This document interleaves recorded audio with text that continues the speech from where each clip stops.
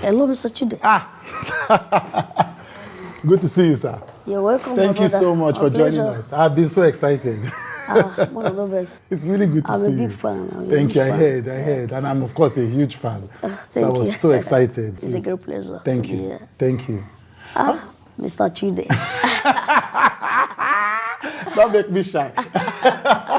I'm a huge fan. It's like in every culture, there are iconic people who everybody knows. Yeah. And you are one of those. In fact, two of us are the same. Maybe you don't know how popular you are. That's the truth. Thank you. I mean, you're doing a good work, and what you're doing, it's not just for we Nigerians. It has cut across Africa. You understand? It's very global. Thank you. Yeah. The other time I was in Canada, I wanted to relax. I was watching one of your interviews, the one you did with Funke. Right. Yeah. Thank you. Yeah, you're welcome. Talking about international, I mean, you have fans in the strangest places. Argentina, India, they call you, they put your pictures on the wall with their family. The first time you realized how much your work had traveled globally, and not just that they saw it, but that they know it deeply. How did that feel? I tell people, sometimes if one big thing happens in your life, how would you react? If you win a lottery, how will you scream? You understand? To be frank, the first time I saw myself there. I saw a different me, because this is me. When you see a multitude, I mean, people from all walks of life, from different parts of the world, celebrating you. Yeah. Today, in fact, I cried. Yeah. I shed a tear. I was like, God, so this is me, People talk about Akinokwa a lot. Correct me if I'm wrong. Before Akinokwa, there was Okunoka.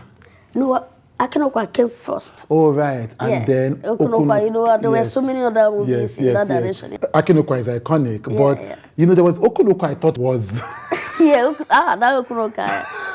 At the start, did you know that Akinokwa was going to be? Yes. You knew? From the set. Why? Oh, everybody was just laughing. I think that was the first time we were having something like that in Nollywood. Yes. So it was like, picking these two different human beings from the two different worlds, bringing them together. In fact, from when we were rehearsing, people were like, have you seen these two guys? Have you seen these two guys?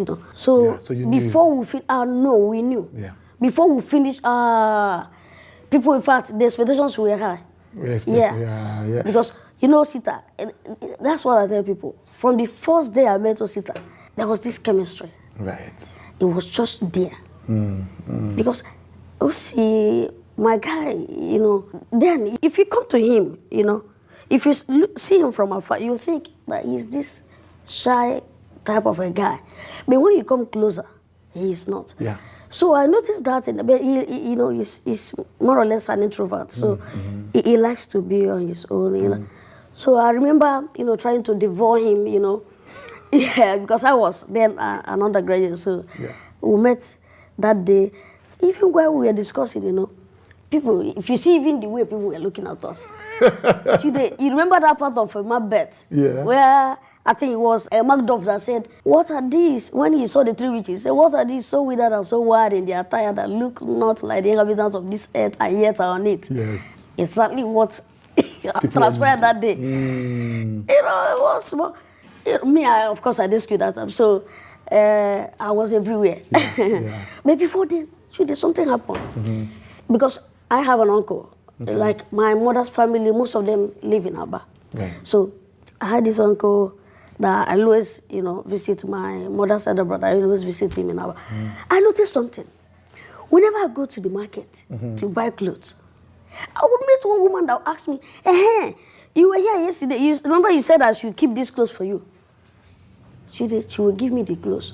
When Osita will come again, she will tell Osita, you came and collected the clothes now. Do you understand? Right. So it was happening. I didn't even know. No, you had not met him at that time. At all. And even when I was in school, people had already started telling me, Chidi, there was someone that looked like you. Hey, this guy looked just like that. I said, hey, this person. So that day, when I saw him, I was like, yeah, that's the guy.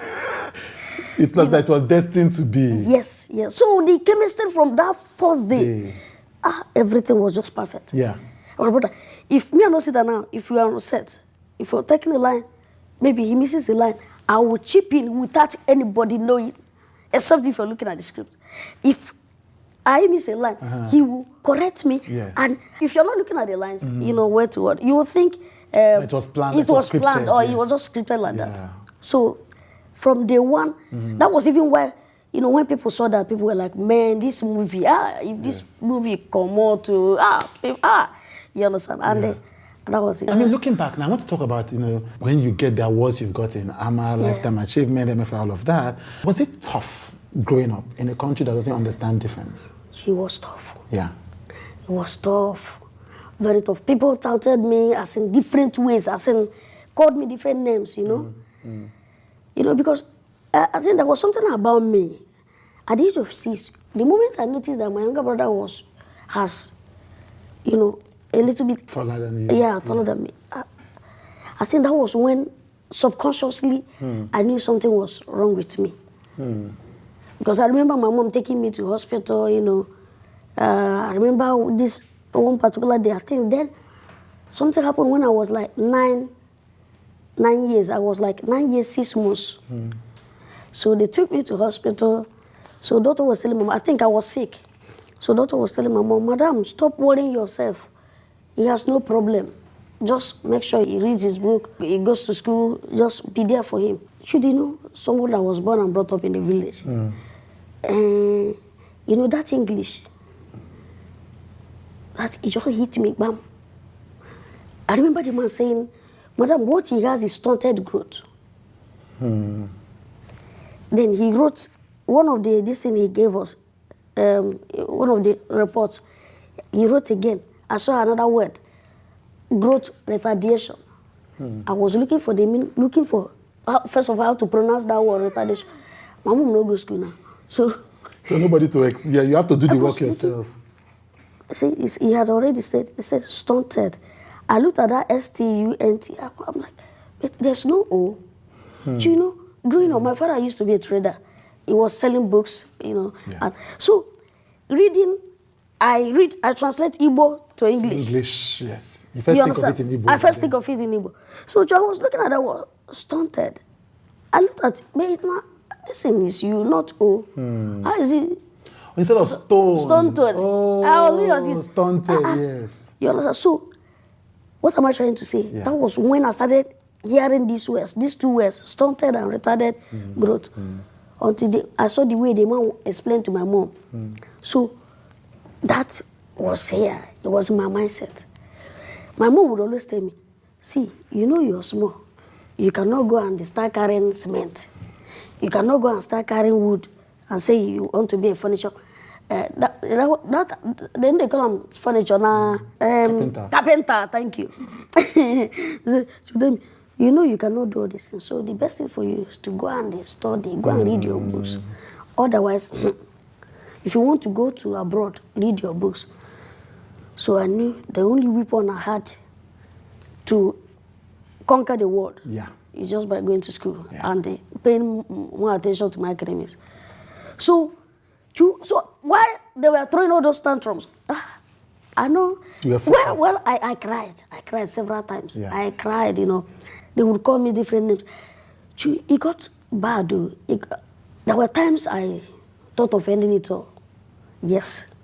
Wow. Yes. I never told my parents.